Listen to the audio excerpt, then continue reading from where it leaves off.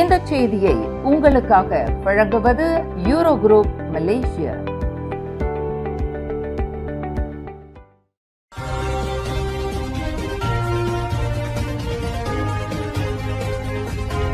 வணக்கம். திசைகளின் 5 மணி செய்திகள். Negeri Sembilan மாநில அரசியலில் புதிய அத்தியாயம்.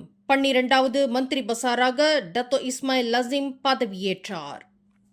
நேற்று நடைபெற்று முடிந்த 16வது நெகிரி சிம்பிளான் மாநில தேர்தலில் 36 சட்டமன்ற தொகுதிகளில் 25 இடங்களை கைப்பற்றி 2 பங்கு பெரும்பான்மையுடன் பாரிசான் நேஷனல் மற்றும் பரிகத்தான் நேஷனல் கூட்டணி ஆட்சி அமைத்ததை அடுத்து மாநிலத்தின் புதிய மந்திரி பசாராக ஜுவாசே சட்டமன்ற உறுப்பினர் டத்தோ இஸ்மாயில் லசீம் இன்று ஞாயிற்றுக்கிழமை அதிகாரப்பூர்வமாக பதவியேற்றார். 67 வயதான மூத்த அம்னோ அரசியல் தலைவரான இவர் கொலபிலா அம்னோ பிரிவு தலைவராகவும் பொறுப்பு வகிக்கிறார். இஸ்தானா பசார் ஸ்ரீ மனாந்தி அரண்மனையில் யங் டிப்பர் துவான் பசார் துவான்கு முரேஸ் துவான்கு முனாவிர் முன்னிலையில் அவரது பதவி பிரமாண சடங்கு இன்று காலை நடைபெற்றது. முந்தைய மாநில அரசாங்கத்தில் நெகிரி சிம்பிளான் அம்னோ தகவல் தொடர்பு தலைவரான டத்தோ இஸ்மாயில் லசீம் கல்வி மற்றும் மனித மூலதன துறையில் பொறுப்பு வகித்தார். மேலும் அவர் யூனிவர்சிட்டி மலாயாவில் சட்டத்துறையில் இளங்கலை பட்டமும் பெற்றவர். டத்தோ இஸ்மாயில் லசீம் சினாலிங் தொகுதியின் சட்டமன்ற உறுப்பினராக கடந்த 1999 முதல் 2018 ஆண்டு வரையிலும் மீண்டும் கடந்த 2023 முதல் 2026 ஆண்டு வரையிலும் பொறுப்பு வகித்துள்ளார். அதேவேளையில் 2018 முதல் 2023 ஆண்டு வரையில் ஜோசே தொகுதியின் சட்டமன்ற உறுப்பினராகவும் பொறுப்பு வகித்தார். நேற்று ஆகஸ்ட் 1 நடைபெற்ற நெகிரி சிம்பிளான் மாநில தேர்தலில் ஜோசே தொகுதியில் நடைபெற்ற மும்முனை போட்டியில் பக்கத்தான் ஹரப்பான் வேட்பாளர் முகமது ஐடில் அப்துல்லா மற்றும் பர்சத்து வேட்பாளர் முகமது ஜுஹைமி முகமது யூசுப் ஆகியோரை தோற்கடித்து 6907 வாக்குகள் முன்னிலையில் டத்தோ இஸ்மாயில் லசீம் வெற்றி பெற்றார் என்பது குறிப்பிடத்தக்கது. நெகிரி சிம்பிளான் மாநிலத்தின் புதிய மந்திரி பசார் டத்தோ இஸ்மாயில் லசீம் மற்றும் மாநில சட்டமன்ற உறுப்பினர்கள் அனைவரும் அரச குடும்பத்திற்கு எப்போதும் மரியாதையுடனும் விசுவாசத்துடனும் செயல்பட வேண்டும் என்று நெகிரி சிம்பிளான் மாநில ஆட்சியாளர் யங் டிப்பர் துவான் பசார் துவான்கு மோரேஸ் துவான்கு முனாவிர் அறிவுறுத்தியுள்ளார். இஸ்தானா பசார் ஸ்ரீ மனாந்தி அரண்மனையில் இன்று நடைபெற்ற புதிய மந்திரி பசாரின் பதவியேற்பு விழாவில் உரையாற்றிய அவர் மாநில அரசியலமைப்பின் இறையாண்மையை பாதுகாப்பதுடன் நெகிரி சிம்பிளான் மாநில பாரம்பரிய ஆட்சியாளர் மன்றமான DKUவுக்கு வழங்கப்பட்டுள்ள அதிகாரத்தையும் மதிக்க வேண்டும் என்று வலியுறுத்தினார். மேலும் மதம், இனம், கலாச்சாரம் ஆகிய வேறுபாடுகளை மதித்து பரஸ்பர புரிதல், சகிப்புத்தன்மை மற்றும் ஒற்றுமை உணர்வை அனைவரும் தொடர்ந்து பேண வேண்டும் என்றும் அவர் குறிப்பிட்டார். அதேவேளையில் மாநிலத்தின் புதிய மந்திரி பசார் டத்தோ இஸ்மாயில் லசீம் நேர்மையுடனும் அர்ப்பணிப்புடனும் தொடர்ந்து பணியாற்றுவார் என்ற நம்பிக்கையை வெளிப்படுத்திய துவான்கு மோரிஸ் 16வது மாநில தேர்தலில் வெற்றி பெற்ற அனைத்து சட்டமன்ற உறுப்பினர்களுக்கும் வாழ்த்து தெரிவித்தார். தோல்வியடைந்த வேட்பாளர்களும் மக்களுக்கு தொடர்ந்து சேவை செய்ய வேண்டும் என்றும் அவர் கேட்டுக்கொண்டார்.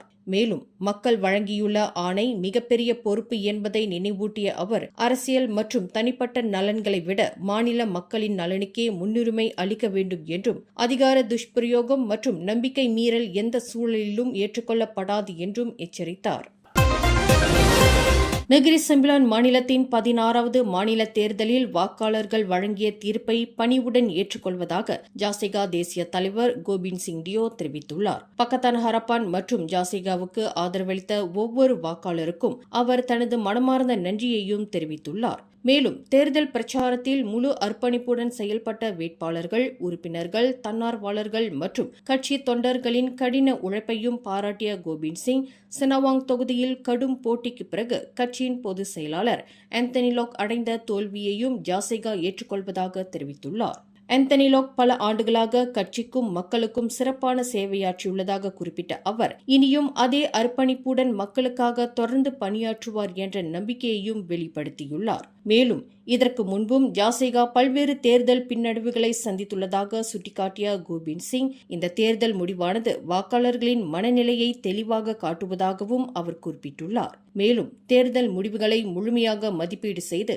மக்களின் கவலைகளையும் எதிர்பார்ப்புகளையும் கவனமாக கேட்டு அவர்களின் நம்பிக்கையையும் ஆதரவையும் மீண்டும் பெற கடுமையாக உழைப்போம் என்றும் அவர் உறுதியளித்துள்ளார். அதேவேளையில் மக்கள் வழங்கிய ஜனநாயக ஆணையை மதிப்பதாக தெரிவித்த கோபிந்த் சிங், நகரி செம்பிலான் மாநிலத்தில் புதிய அரசாங்கத்தை அமைக்க தேர்வு செய்யப்பட்டவர்களுக்கு தமது வாழ்த்துக்களையும் தெரிவித்துக் கொண்டார். புதிய அரசாங்கம் பொறுப்புடன் செயல்பட்டு எப்போதும் மக்களின் நலனுக்கு முன்னுரிமை அளிக்கும் என தாம் நம்புவதாகவும் அவர் தமது அறிக்கையில் குறிப்பிட்டுள்ளார்.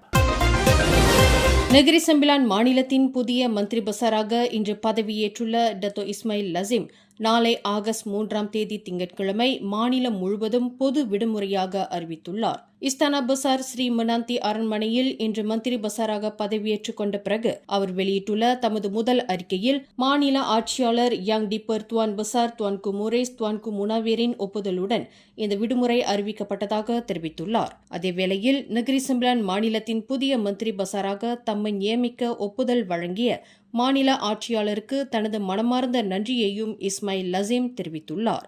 மேலும் மாநில தேர்தலில் பங்கேற்று கடுமையாக உழைத்த அனைவருக்கும் வாக்களித்த மாநில மக்களுக்கும் நன்றியை தெரிவிக்கும் வகையிலேயே இந்த விடுமுறை அறிவிக்கப்பட்டுள்ளதாக அவர் குறிப்பிட்டுள்ளார்.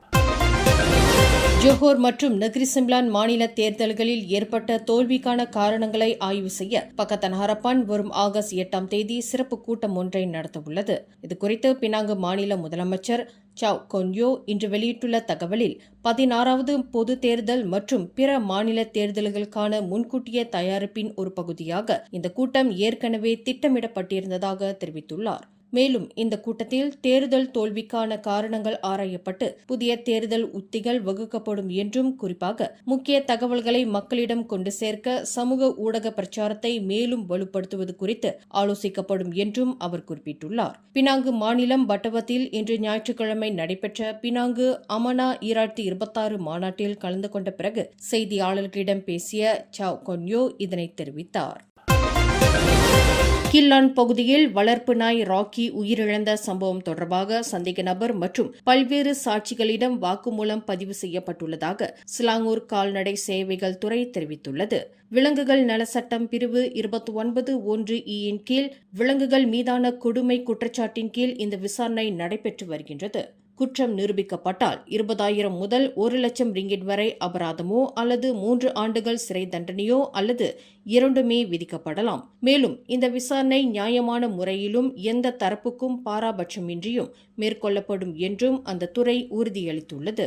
கடந்த புதன்கிழமை கில்லான் பகுதியில் மேற்கொள்ளப்பட்ட தெரு நாய்க்களை பிடிக்கும் நடவடிக்கையின் போது வளர்ப்பு நாய் ராக்கி உயிரிழந்தது. இதுகுறித்து விளக்கமளித்த கில்லான் மாநகர் மன்றம், நாயின் உரிமையாளரின் பரபரப்பான நடவடிக்கையால் ராக்கியை உடனடியாக விடுவிக்க முடியாமல் அது உயிர் இழந்ததாக தெரிவித்துள்ளது. தெலங்கானா மாநிலம் கோங்படாக் பகுதியில் நடைபெறும் RXZ மோட்டார் சைக்கிள் நிகழ்ச்சியில் பங்கேற்க வந்ததாக நம்பப்படும் 3 பேர் பக்கா ஓய்வு மையத்தில் கத்தும் நீர் வைத்திருந்த குற்றச்சாட்டில் கைது செய்யப்பட்டுள்ளனர். இதுகுறித்து தெலங்கானா மாநில போலீஸ் தலைவர் கைரி கைருடின் கூறுகையில், 16 முதல் 32 வயதுக்குட்பட்ட மூவரும் பயணித்த வேனை சோதனையிட்ட போது சுமார் 600 மில்லி அளவிலான கத்தும் இலைகள் காய்ச்சி தயாரிக்கப்பட்டதாக நம்பப்படும் திரவம் அடங்கிய 2 பாட்டில்கள் பறிமுதல் செய்யப்பட்டதாக தெரிவித்துள்ளார். கைது செய்யப்பட்ட மூவரும் தெலங்கானா மாநிலத்தைச் சேர்ந்தவர்கள் அல்ல என்றும் RXZ நிகழ்ச்சிக்காக வந்தவர்கள் என முதற்கட்ட விசாரணையில் தெரியவந்துள்ளது. இந்த சம்பவத்தை தொடர்ந்து வழக்குடன் தொடர்புடையதாக கருதப்படும் 7 வீடுகள் மற்றும் தங்கும் விடுதி ஒன்றில் போதைப்பொருள் தடுப்பு பிரிவு அதிகாரிகள் சோதனை நடத்தியுள்ளனர்.